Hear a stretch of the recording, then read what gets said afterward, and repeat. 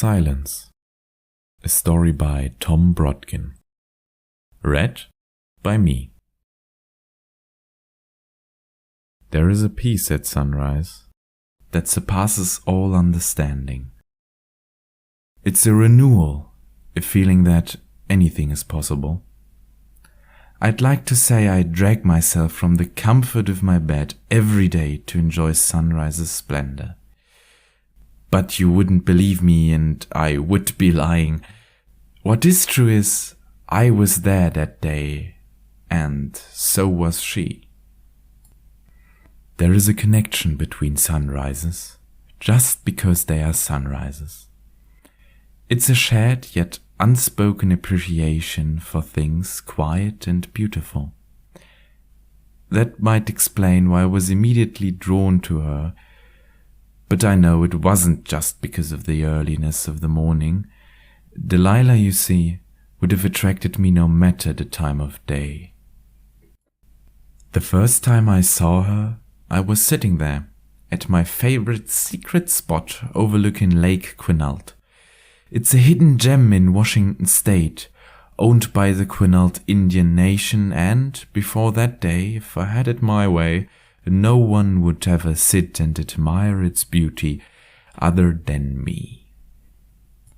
The lake, a destination point for fishermen, swimmers and sightseers, is nature at its most spectacular.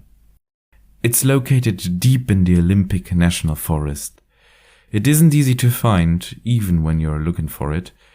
Once discovered, though, even the most magnanimous outdoorsmen will keep this secret to themselves. In an era where, too often, free time is wasted in front of a flat-screen TV, Lake Quinault is a reminder of the reason for taking vacations, and the sunrise over the lake is God's definition of must-see. That particular trip occurred early in summer. I remember it vividly because I had to be in place just after 5 a.m. to catch the sun as it appeared over the mountain. Summer's the best time to watch the sunrise, because no one in their right mind would be up early enough, nor would be hard enough to make the journey to my secret spot. No one except me and Delilah. Is this seat taken? Not many people can remember the first words spoken by or to the love of their life, but I absolutely can. That morning, as I turned to see from where the unexpected voice was coming, the first light of dawn revealed the most beautiful girl I had ever seen. Not all men might have thought so. Delilah wore no makeup, a pair of ripped jeans and a faded brown hoodie. Her hair, perfectly auburn, looked as if it hadn't been touched since she rolled out of bed that morning. It was obvious she had made no effort to look beautiful, and yet she had an inner spark that couldn't be hidden, not by tattered jeans or faded hoodies. Something changed that first moment I saw her. I changed. I had spent years guarding my spot, and now, surprisingly, unexpectedly, delightfully, I wanted nothing more than to share my sunrise with her. I unfortunately was not born a poet, and as such the most romantic thing I could think of in response to her inquiry was, "It's a free country." With that, she invaded my secret spot, both next to the lake and in my heart. The silence that followed was both loud and revealing. Delilah wasn't there for small talk. She was there to admire the beauty of the sunrise. We sat in silence and watched as the sun peeked over the horizon, covering the two of us in its warming light. She and I carried on a conversation without words. She told me, silently, that she understood the importance of the moment, and I responded in kind that this moment was made all the more special because she was there to share it. Perfection is a goal impossible to realize in this mortal realm, but that morning came as close as humanly possible. So many thoughts ran through my mind as the sun revealed itself completely.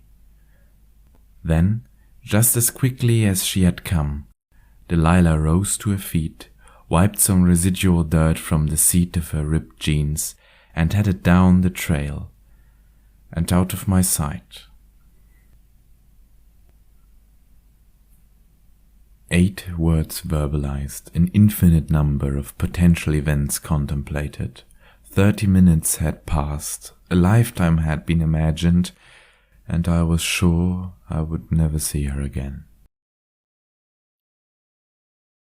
The next 5 years came and went, 5 long years since that day at the lake. There were first dates, first kisses, and the words "I love you" exchanged. Yet every time fate or intention would reach down and sabotage promise. I became determined to find peace in my solitude. There was always a reason or an excuse for me ending every potential relationship. But at its core was a shared sunrise and a conversation that didn't happen. I went out to her spot from time to time to see the sunrise, not for her. At least that's what I told myself. I had given up without realizing I was hoping to see her again, hoping to feel what I felt that day, hoping she would be there. And then it happened. It was once again summer, it was sunrise, and is this seat taken? It's a free country. The same 8 words.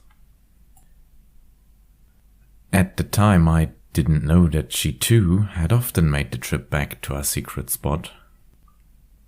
Seeing her again, I knew I wouldn't let the opportunity slip from my grasp. Not a second time.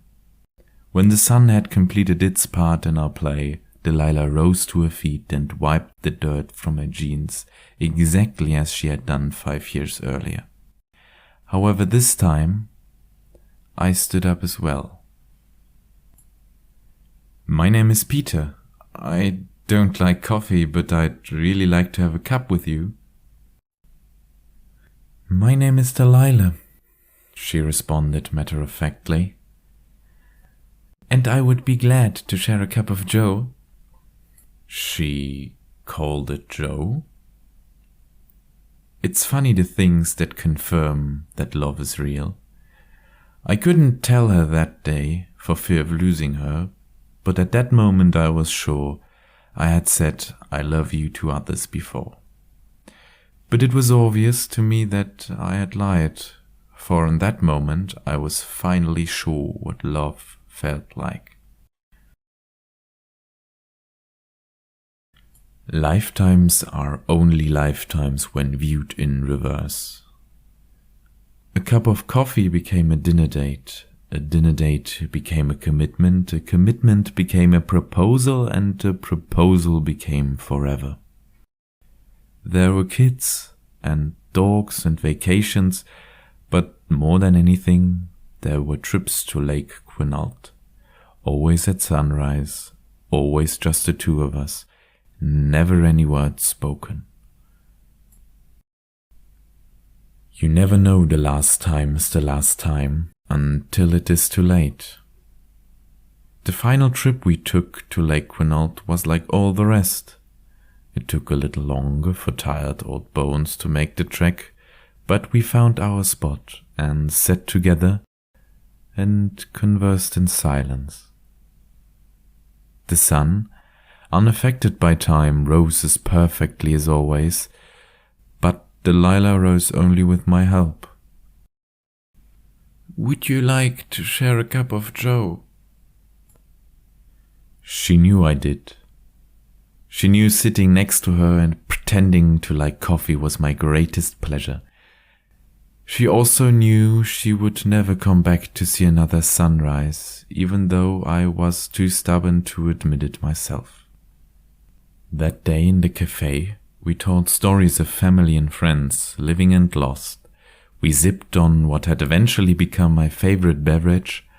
We made a mental scorecard of what our life was and realized we had won.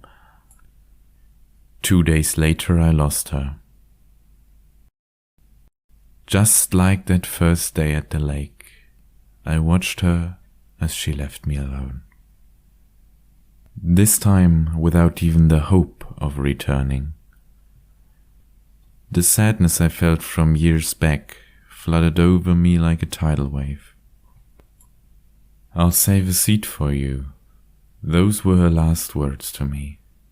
True to myself, I replied, "It's a free country." Then she was gone. One day, hopefully soon, I will watch the sunrise with my Delilah again, only from a far better secret place. Until then, I only go to our special spot that night. I'm never alone when I go out there. I make my way to our clearing and sit down, just as I did all those years ago. As the moon reflects off the lake, I feel a comforting hand reach down for me, and in the silence only we understand, I hear her very clearly.